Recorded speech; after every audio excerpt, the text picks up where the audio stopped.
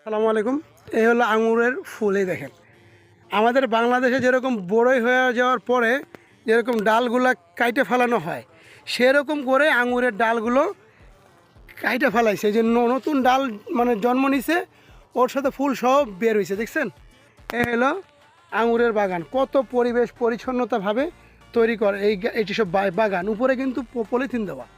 এই যে টিটু ভাই, রিঙ্কু ভাই দুইজনই আছে। দেখেন আপনার ফুল গাছের হাত হাত দেখেন, বুঝতে পারছি। এটা হবে যখন আঙুর বড় হবে না, তখন মনে করেন সুন্দর লাগবে, একদম বাদা বাদা এবার ঝুলে পড়বে। কেবল তো এই যে ফুল আসছে, এটা মনে করেন বেশি না, 10-15 দিন পরে আর একটু বড়ো হবে, যখন 1-1.5 মাসের ভিতরে আঙুর ফল নেমে যাব।